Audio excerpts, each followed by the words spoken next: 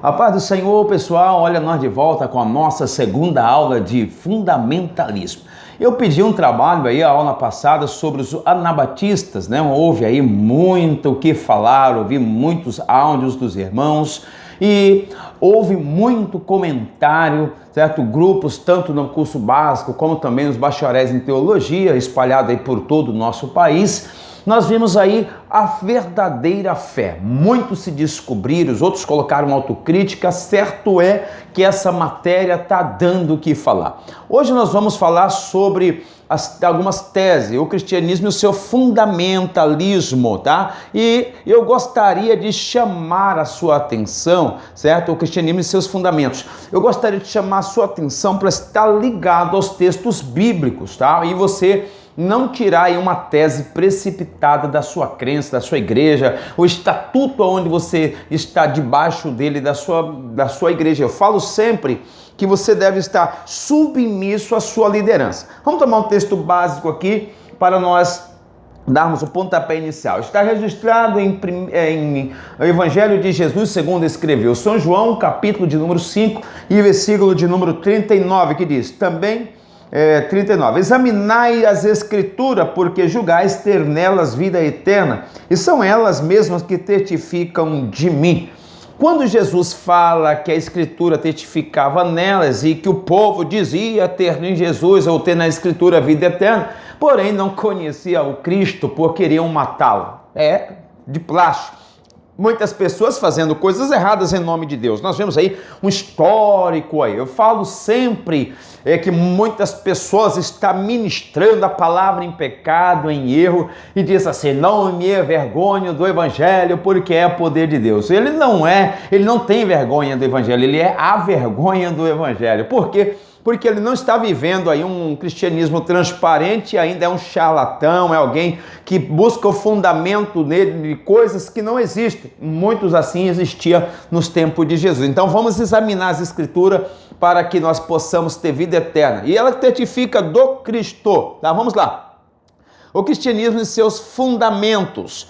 Esse fundamento do cristianismo, nós precisamos entender o que de fato é e como ocorre. Vamos lá. O cristianismo é uma religião que se alicerça nos pressupostos da revelação bíblica, cujos fundamentos não são apenas coerentes com a verdade e a realidade da vida, mas são a própria verdade, desde que são a própria autoritativa, tá? E indestrutível a palavra de Deus. O cristianismo, como um corpo de verdades fundamentais, tem resistido ao teste da coerência com a realidade, ou seja, quando testado na vida prática se mostra coerente e funcional.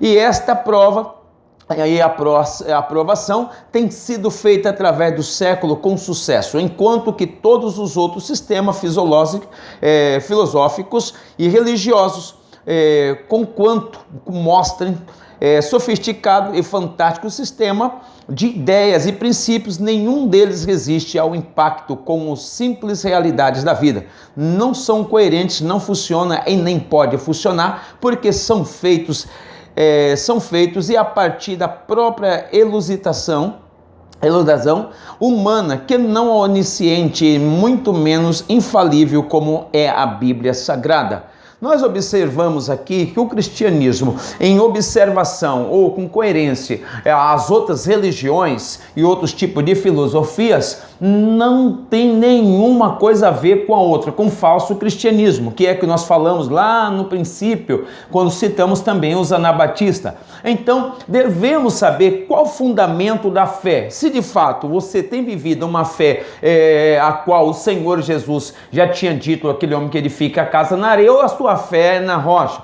Que tipo de cristianismo está vivendo você? Por que essa atenção? Porque o cristianismo ele tem sido fundamentado em Cristo. Quando Jesus pergunta a Pedro e aos demais discípulos, quem diz os homens ser o filho do homem? Jesus diz, quem diz aos homens ser o filho do homem, apontando para si. Um diz que tu é Elias, outro diz que tu é João Batista, um dos filhos dos profetas. E Jesus toma a palavra e diz, e vocês, que vocês falam que eu sou? E ele disse, olha, Pedro toma a palavra e diz: tu és o Cristo vindo da parte de Deus. Então Cristo diz a Pedro: bem-aventurados és tu, Pedro, porque não foi nem a carne, nem o sangue que te revelaste, mas o Espírito Santo de Deus. E eis que te digo, tu és Pedro, e sobre esta pedra edificarei a minha igreja. A igreja não está alicerçada em Pedro, mas sim em Cristo, certo? Cristo apontava para si quando dizia sobre esta pedra. Pedro, do grego, vem ser Petro, certo? Para ser alicerçado em Pedro deveria ser Petra, e não é Petra, é Petro, diferente. E Jesus é rocha, então a igreja é alicerçado em Cristo. Nós somos fragmentos dessa pedra, a qual pedra cortada sem auxílio da mão de homens, que cairá sobre o pé da estátua e destruirá todos os outros reinos, porém ela será edificada. A pedra angular, a pedra de esquina que os homens rejeitaram, mas nós o elegemos como coluna, tá? Então, o cristianismo é fundamentado em Cristo. É por isso que em todas as áreas da nossa vida, ela sofre todas as consequências e ganha todas as lutas, todos os obstáculos, ela vence aí. Então, a nossa fé em Cristo, fundamentada em Cristo, ela supera, tá? Então, era isso que os discípulos tinham em comum a muitas igrejas de hoje. A igreja do século 21 precisa voltar às raízes, aos primórdios da igreja primitiva, a qual estava alicerçado na fé e no amor em Cristo Jesus. Não abalava, veio perseguição, veio aí muitos mártires, veio muitas lutas, porém a igreja prevaleceu todo esse século porque ela está fundamentada em Cristo. As demais religiões, pois não foram a mesma coisa. Muitos falsos cristos, muitos falsos mestres surgiram, mas isso já era previsto pelo Cristo. Então, o fundamento da igreja aí foi provado e aprovado como ouro no fogo, tá? Como disse o homem chamado Gamaliel, um grande sábio, mentor de Paulo, que quando os discípulos estavam pregando a palavra, e muitos queriam matá-lo, e disse ele um conselho sábio: deixa, porque aquilo que é de Cristo permanece. Então, a igreja está aí todos estes anos firme em Cristo, inabalável, tá? Como manda as Escrituras. O trabalho vai ser maravilhoso, que eu vou passar no final para vocês, tá? Vamos mais um pouquinho aqui, o fundamento. O cristianismo bíblico difere de tudo ou mais, porque é mais que conceito de filosofia, de fato, como já disse Francis, é a relação pessoal com Deus pessoal que existe. Relação esta baseada na comunicação escrita e proporcional de Deus para com os homens e no trabalho completo de Jesus Cristo na história espaço-temporal. A genuína experiência de conversão a Cristo difere de todas as outras convenções religiosas, porque é infinitamente mais que compreensão e adoção de sistema religioso ou ideologia filosófica. É muito mais que uma experiência mística, inexplicável, ainda citado, certo? É uma experiência final, porém pode ser verbalizada e é de tal natureza que pode ser discutida racionalmente. O Deus que intervém.